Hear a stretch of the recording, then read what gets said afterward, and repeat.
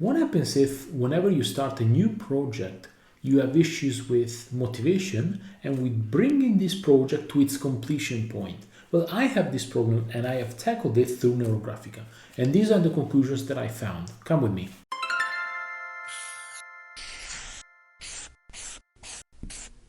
Welcome to Forward Journey. This is the first video in a series that I have called Diary of a Journeyman. In each video in this series, what I will do is I will choose a topic from my own personal experience and I'm going to work on it through Neurographica. And after I've made the drawing, I'm going to show you the drawing and I'm going to revisit with you the flow of the reflection that I have had while creating this drawing.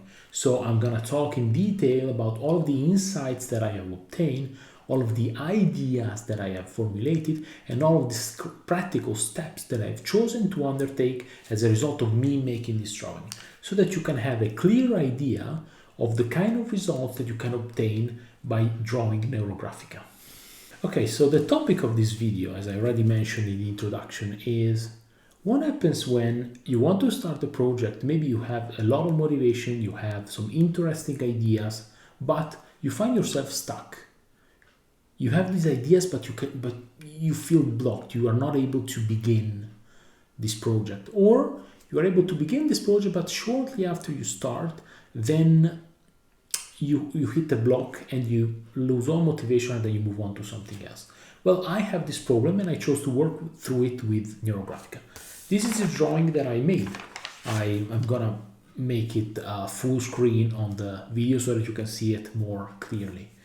And I'm gonna revisit with you the flow of reflection that I've had so that you can figure out what kind of solution I found for myself. All right, so as soon as I started making this drawing, the first thing I noticed on the sheet was a butterfly. Now, Neurographica is an abstract drawing technique, so we are not drawing shapes. I wasn't drawing a butterfly, I was drawing lines. But these lines, to me, arrange in the shape of a butterfly. And whenever you are drawing Neurographica and the shape pops up and catches your attention, well, then it's better for you to stop for a moment, focused and trying to figure out what it means. Because if it popped out and it caught your attention, then it means that there is something in your subconscious or conscious mind that is associated to that image. And so it's best for you to figure that association out so that you can have more elements to try and figure out what the solution is to your problem. So in this case, I stopped for a while, and after some thought, I realized that to me this butterfly represents the project, or rather not just the project, but the end of the project, because of course you have the caterpillar, which then goes into a cocoon, which then becomes the butterfly. And everyone would like to be the butterfly, with the beautiful, more glamorous, can fly around, has beautiful colors on its wings. No one wants to be the caterpillar. No one wants to be the cocoon. But without the caterpillar, there's no butterfly, okay? Without the cocoon, the caterpillar cannot become the butterfly. So even though they are not as beautiful as the butterfly, they are still just as necessary. And so what does it mean for this topic? Well, it means that generally, and this is something that I have actually, after some thought, I realized that I do a lot in my life. I tend to only focus on the very long-term objectives. So for example, for this project, for this YouTube channel, I can formulate some very ambitious goals which I have the potential to achieve, maybe reaching like 100,000 subscribers, 1 million subscribers, or being able to teach Neurographica to 1,000 people, 10,000 people, 100,000 people. These are goals that I could potentially obtain, but I only focus on these goals. I never focus on the more, you want to call them more short-term goals, call it whichever way you prefer, but they are just as important, because otherwise it's just there, the long-term objective is there. And how do you get there? And it's like when you start to learn an instrument, right? Let's say you want to learn how to play the guitar, all the time you spend learning the chords and practicing the chords and practicing all the exercises on the fret to build the motor skills with your hands and with your fingers. This is all practice that is not as fun as playing songs, of course, but it's just as important because it builds you the techniques that then you're gonna use when you're playing the songs. And so if you're not able to consistently practice, then it becomes a problem. So what do? Either you force yourself to enjoy those practice sessions, or you find a way to make those practice sessions enjoyable for you, or you're gonna end up stopping and not getting to the point where you can play songs or maybe become a musician. That maybe you envision that as a long-term objective, but if you're not willing to put in the work at the beginning, you're not gonna get there. And what I realized is that many times I just do not focus on these short-term objectives. I focus on the long-term ones, and so all of the short-term work that I need to do in order to build up those skills in order to get there sort of gets lost and becomes a lot less interesting, a lot less fun, and so ultimately can lead to me losing motivation and losing interest in the topic, in the project that I want to work on. And this is very important. It's very important to focus on having these skills, because on building these skills, on having these shorter term objectives, because the long-term goal is a house. Sure, you need to plan how you want to see the house, how you want the rooms to be, but without the foundation, the house is nothing. The house will crumble. So you need to make sure whenever you establish a topic, a project, or anything, you want to make sure that the foundation is accounted for at the beginning, and then the house is built on top of that. So this is something that I need to be more mindful of, and that I need to do a better job at in order to be able to have a longer time span, longer lifespan for my projects. So this is something that I really need to work on. Something that I really like to do when I draw Neurographica is rotating the sheet. So I'm drawing like this, I move it like this. I draw it like this, I move it like this every once in a while. Why? Because let's just look at this drawing, right? If I look at it from this perspective, I see something. If I rotate it, the drawing is the same. I haven't changed anything, I haven't added anything, I haven't removed anything, but I will see something different because my perspective on this has changed. And I think it's very interesting because in life also many times it is very important to look at things from a different perspective. So this is something that I really like to do during while I'm drawing Neurographica. And I've done this as well after I just finished looking at and thinking about the butterfly. I rotated the sheet, and what I found was that this butterfly all of a sudden became one of those fly-eating plants, right? But it was very peculiar because it looked weird. It almost looked like I was watching it through a mirror, as if it was mirrored. And also, it wasn't attached to the ground. It was just floating there in the air, which was very interesting. And after thinking about it for a while, what I realized was that this plant represented my hunger for achieving my long-term goals. But this confirmed what the conclusions that I had already reached, because it also confirmed the fact that, sure, I have this hunger for reaching the long-term objectives, but this hunger is just there. It is not attached to anything solid. Therefore, it's just there. There's not a lot of substance to it. So I need to add that substance. Now, whenever you're drawing, many thoughts pop up into your mind. So it's always a very interesting experience. Drawing Neurographica is a very interesting experience because whenever you make a drawing, you are basically bombarded with so many thoughts, so many visions, so many sensorial responses that it's always very interesting to see how your body and your mind reacts to what you are doing. Now, while I was drawing, after I had this very long thought about this butterfly and this fly-eating plant, I started thinking about all of the projects that I undertook in my life. And what I realized, it was something very interesting. It's the fact that at the end of the day,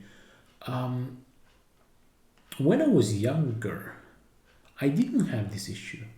I did a lot. I was actually able to take projects, smaller projects, of course, I was younger, but to take projects and bring them to very long, effort sessions, and I was able to obtain incredible results with it. And what I realized, I was thinking about why, what was I doing different in the past? And what I realized was that in the past, I wasn't focusing on success, I wasn't focusing on failure, I wasn't focusing on what I wanted to achieve. I was just doing it because I enjoyed it, which I think is a very interesting attitude to have, and definitely one that if you can have it is very good. But we also have to be mindful because everything has positive and negative sides, okay? There's something good, there's something bad for everything. And so even this attitude that I had some shortcomings, because while on the one hand, sure, it allowed me to obtain incredible results. I was really able to study a lot, I learned a lot, and I was able to become really good at what I was studying. But on the other hand, I never learned how to plan effectively. I never learned how to set objectives. I never learned how to set short-term objectives, mid-term objectives, and long-term objectives. I was never able to do that. So now that I am putting myself a bit more pressure, put a bit more pressure on myself to succeed, because these are more important projects, it's not just school activities, this is work. This is very important. I have the potential to help many people to improve their lives. So this is something very important. But now I don't know how to plan that effectively. So that is a problem. That is something that I need to work on. And that is something that, to be honest with you, I had never realized until now, which is something very interesting. Another thing is also the fact that when I was young, I wasn't caring about whether I was succeeding or failing. I was just doing the activities that I was doing because I enjoyed them. Now I have all of these voices in my mind or in my head that keep telling me, you know what, sure, you want to embark on this, I'm really sure your idea is that good, or I'm not sure if other people will like it, or are you sure you're going to want to be able to implement these ideas properly? And that stops me right at the very beginning. I have all of these doubts, all of these indecisions that just erode my enthusiasm for the project. And so I just stop right away. Or even if I start the project, the first time I receive feedback from anyone or anything, and it is nothing other than stellar, then these voices come up and say, you know what, you're really not cut for this. Yeah, you had this idea, it wasn't good. And so, I end up losing my motivation and stopping. So this aspect of, insecurity and indecision is something that I really need to work on. I'm not going to work on it on this drawing, but it's the subject for a future drawing. So stay tuned, because in the near future or not so near future, I don't know exactly when it's going to happen, but I'm going to have a drawing on this topic. So stay tuned. So we've had a very good and in-depth discussion and thought about this butterfly, these flighting plants, and myself when I was younger as opposed to myself now. But the drawing is not finished. There's still a long road ahead of me in order to finish the drawing, right? You only see the final product. You don't see all of the intermediate steps, right? So I was in the middle of the drawing. I still needed to do quite a bit. And so as I kept adding more lines and as I kept adding more details, at one point I had one section of this drawing that stuck out to me, that called me almost. And it was this circle here. This circle here. I'm gonna enlarge the drawing and show it to you on the screen so that it is easier for you to see it. Now, again, whenever something from the drawing or something from what surrounds us or an image from our mind pops up, we always need to stop and think why that came out and try to figure out what it means exactly. So I kept looking at this circle here and I couldn't figure out what it was. then as soon as I sort of zoomed out and I started looking at the drawing as a whole, it looked like a flower. What is interesting is that in this drawing I have all the images that pops up are all related to nature. I have the butterfly, I have the flying plant, I have the flower. I have no idea why that's the case. Any guess is welcome. You know, your guess is as good as mine. So, but it's interesting to see. Of course, whenever we are drawing Neurographica, we do not drive our thoughts. What comes up, we take it and we analyze it. But it's interesting that everything is related to nature. So, you know, definitely something, food for thought, as they say. But I was looking at this flower, and what I realized is that this circle here is the center of the flower. And the center of the flower is the core of the flower. That is where impollination occurs. That is where fecundation occurs. That is the only way for a flower to directly interact with other flowers, either through a bee or through other means, but it is their way of interacting with other flowers. So, in the context of the topic I'm working on, basically this represents my interaction with other people. Remember, I was focused on that circle, on the center of the flower, not on the flower as a whole, just on that center. So, my interaction with the other people through the project is the core, something, it is the idea that I need to investigate and dive deep into. And what I realize is that every time I work on a project, the interaction I have with other people are all a way for me to evaluate myself. It's always a matter of, okay, am I doing good? Am I not doing good? And this ultimately always deteriorates into, yeah, you're not doing good. Just stop. You're not perfect. So, you know, just stop. It isn't worth it. I should start thinking differently about it. What do I mean with this? Well, what I mean is that in the interaction that you have with the other people, the feedback that you receive from other people is a feedback.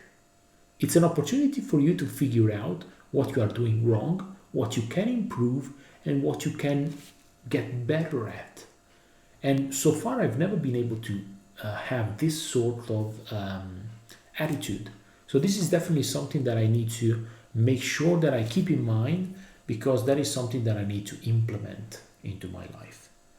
And so, you know, another interesting insight that I obtained. I keep drawing, okay? I keep adding lines because, you know, I've added all of these lines and I've obtained already so many insights, so many interesting observations about me and about how I conduct myself in these topics. What else can I know? What else can I learn about me and about how I can change my life for the better? Well, what I realized is that the more lines I was adding, the more this circle was disappearing.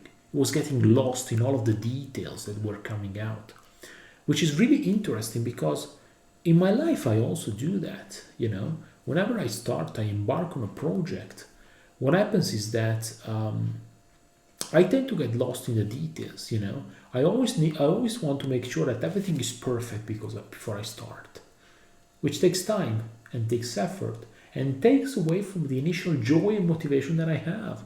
Because let's just take this channel again, for example. Before I start, I want to make sure that I can edit videos perfectly.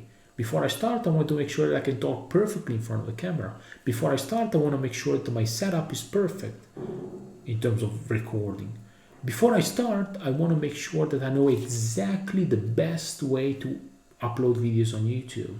All of the options, all of the how to write the description, all of the custom features and whatever. Before I start, I want to make sure I know exactly what is the most effective way to publish on Instagram or Facebook or any other social media platform, right? I have all of these things that I want to work on, and I always want to make sure that everything is perfect before I start. And this is not good. This is not practical, because I'm going to end up spending a lifetime trying to perfect everything, and then by the time I'm ready to start, either the idea is not useful anymore, or I've lost all motivation. I'm not interested anymore in doing that. So I need to change this attitude. I need to make sure that I get to a point where I have a minimum sort of packet of knowledge, of expertise, because I need to be able to edit somewhat videos.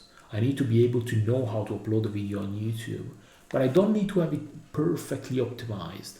I need to make sure that I give myself the room to improve and to learn how to do these things over time. This is something that I really need to work on. And so again, practical steps. Here is a practical step. I need to start earlier. So as you can see, you can obtain some really practical results through Neurographica. Another very important step in Neurographica, which is one of my favorite steps, by the way, is coloring. I have chosen some very bright and vibrant colors for this drawing. And what I noticed while I was coloring is the fact that this was starting to look less and less like a flower and more like a puzzle. And I started to think, I really like making puzzles, but I have a very interesting technique. Most people, when they are making a puzzle, they just take an area and then they start trying a piece and trying a piece and trying a piece and trying a piece and trying a piece until they find the right one. What I do is slightly different. I take an area which has lots of details. It could be a house, it could be a flower patch, it could be anything that has lots of details. So I'm going to take a piece that I think goes in that area, for example, a house. I'm going to take the box that has the image, the enlarged image of the puzzle. I'm going to look at the piece, I'm going to look at the image, I'm going to find exactly where that piece goes, and then I'm going to put it down. Then I'm going to take another piece that I think goes in the house. I'm going to take it, I'm going to check the image, I'm going to check the piece, and I'm going to check the image, and I'm going to put it down.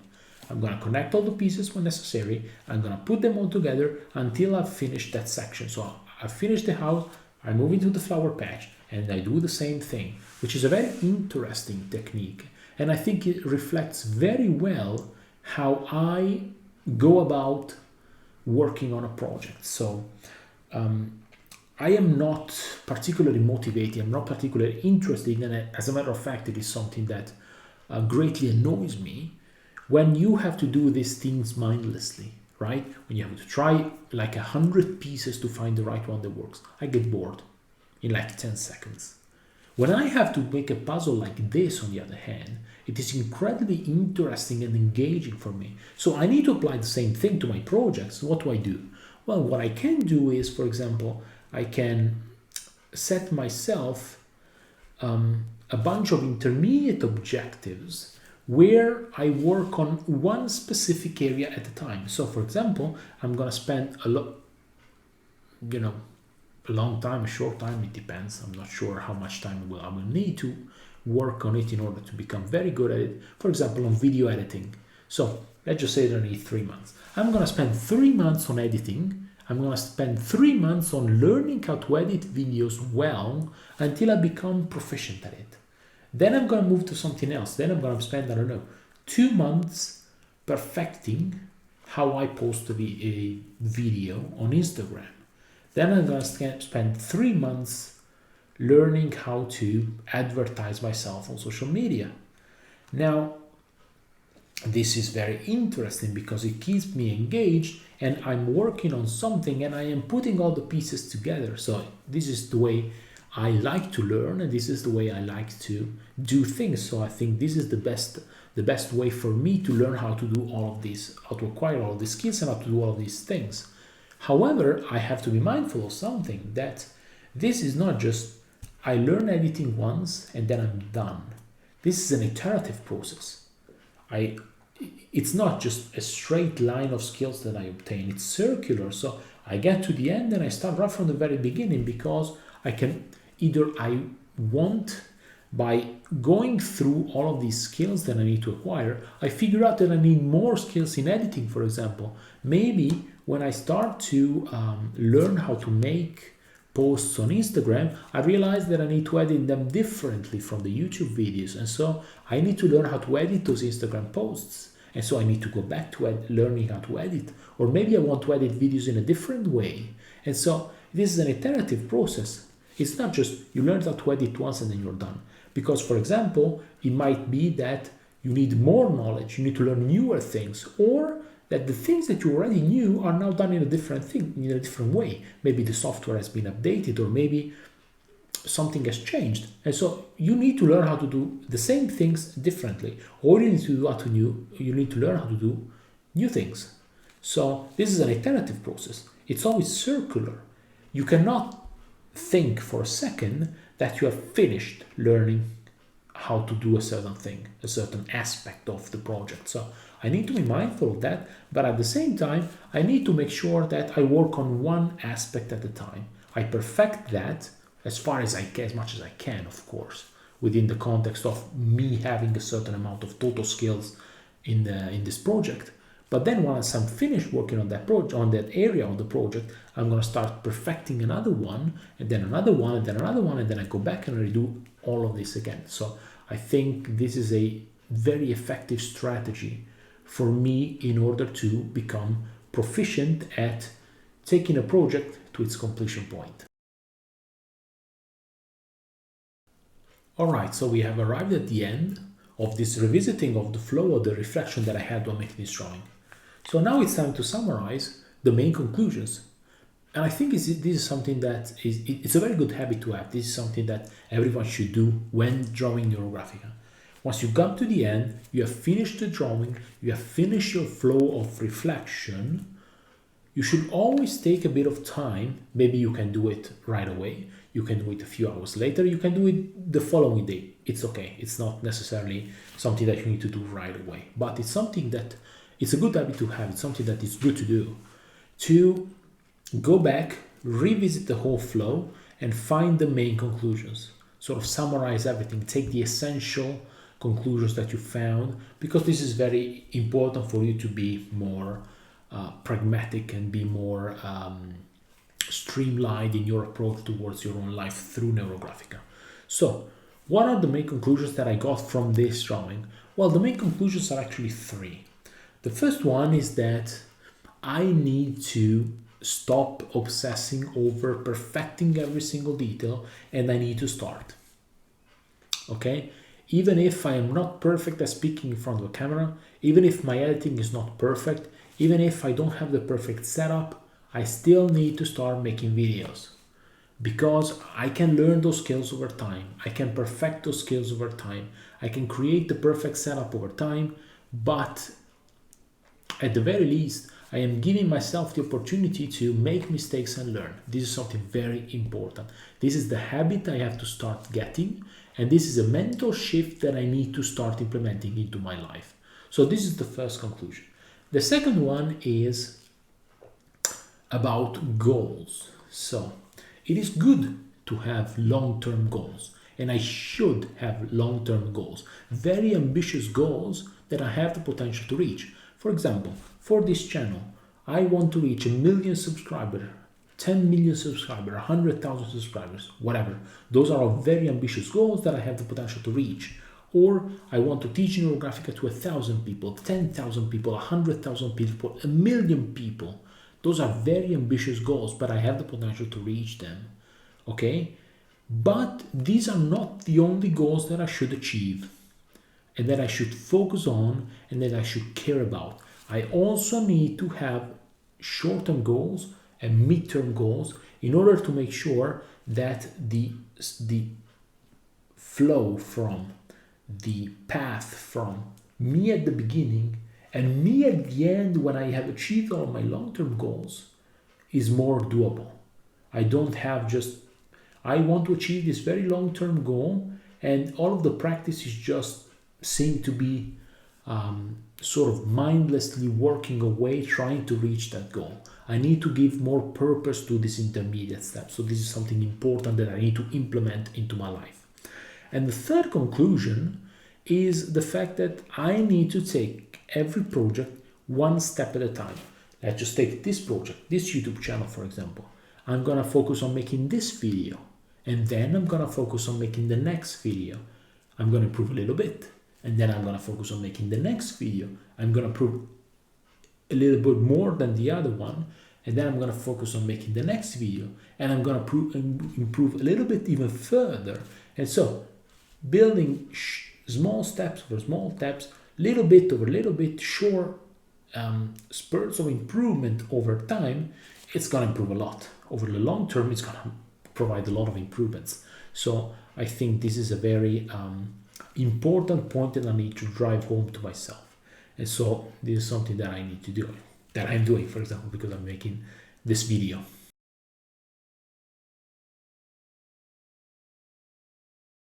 And what are the practical steps that I will undertake related to this project, related to this topic in particular?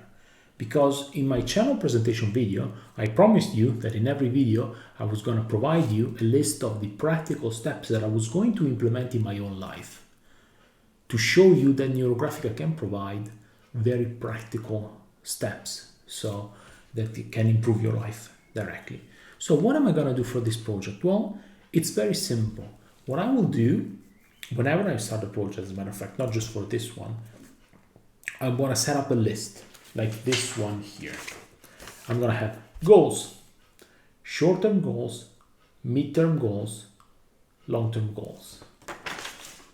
And so this is an open list. So at any point in time, I can add new goals. But I'm going to start writing down goals. So goals that I can achieve in a week, goals that I might not be able to achieve before 10 years. And I'm going to put them in the right column. And what I will do, at the very least for this channel, for the next 4, 5, 6, 10 videos, I don't know. I'm going to need to see how many entries I have in that list.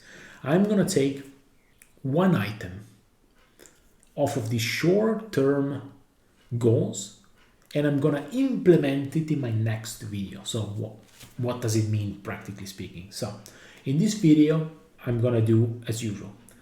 In the next video, I'm going to take one goal, one thing that I want to do in the next video that I haven't done in this one. For example, it could be, I want to add background music, or I want to adjust the lighting. And in the next video, I'm going to do that. And somewhere, I'm not sure exactly where, I'm going to tell you, okay, if you remember last week, I told you, I was gonna implement one thing in this video that I wasn't doing in the last one, and this is the thing I did. And then in the next video after that, I'm gonna take another item from this list, from the short-term goals, and I'm gonna implement it into that video. And I'm gonna tell you, from this video onwards, I have implemented this thing. So from that video, I'm gonna learn how to do it, and from that video on, I have that thing as well. So I'm going to build a list of short-term, relatively easy to achieve goals, and I'm going to work on every single one of them, one for each video. So this is going to allow me to learn how to do a lot of things over time, and I can also see the progression from the first video to the 10th, 20th, 50th, I don't know. So I'm going to divide, for example, the task of making a great YouTube videos, and I'm going to divide it into many small steps, and every single one of these steps is going to be implemented in a video. So this is my practical step. I'm going to focus on YouTube for the time being, but I'm going to start working, as I said before, like for the puzzle, for the example of the puzzle that I provided, I'm going to start working on other areas after I think I have achieved a good level. So this is a bit of a work in progress, as in I'm not exactly sure how much time it's going to take me to get to a satisfactory point in the editing, for example, from an editing standpoint, but we'll see how it goes. For every video, there's going to be a small improvement, and I'm going to tell you what improvement I made so that you can see exactly that I am implementing practically what I obtained through Neurographica. Now, this was my solution to this problem. What if you have the same problem? How can you find what the best solution is for you? Or maybe you have a different problem. How can you find what the best solution for you is for that specific problem? Well, that is where Neurographica comes in. Neurographica is a technique that allows you, that helps you to work on yourself. You can work on something that happened in your past that is affecting you right now, or it can help you with planning something in your future. So you're gonna make a drawing like this, and you're gonna have a flow of reflection, and this will allow you both more abstractly and more practically to improve your life. Now, what are the main advantages of Neurographica? Well, first of all, it is very flexible. You can draw whenever you want. You can draw in the morning, you can draw in the afternoon, you can draw in the evening, you can draw in the night, whenever you have time. As long as you have some time to sit down and focus, you can draw. You don't need to have a list of topics. You can choose, you sit down, you choose what you want to work on. Also, you don't need to have an art degree. You don't need to have done whatever courses to learn how to draw. Neurographic is an abstract technique. So as long as you can hold a marker, as long as you can hold a pencil, as long as you can hold an highlighter, you can draw Neurographica. So I think this is a very powerful technique because everyone potentially can draw Neurographica. I am a certified Neurographica instructor, specialist and supervisor, and I offer courses. So if you are interested in learning how to draw Neurographica and learning how to apply this technique to your life, to improve your life, you can contact me through social media or through my email address, which I will leave in the description down below. What if you have never studied Neurographica before? Well, no need to worry, because you can join my introductory course to Neurographica, which we call the Basic User course. In this course, you're going to learn the basic principles of Neurographica, the theoretical foundation of this technique, and you're going to learn the most powerful and important algorithms like this one, which will allow you to work on yourself and change your life for the better. So if you are interested, contact me and you can join the courses and you can start changing your life for the better. With this being said, this concludes the video. So thank you very much for watching, and ad maior.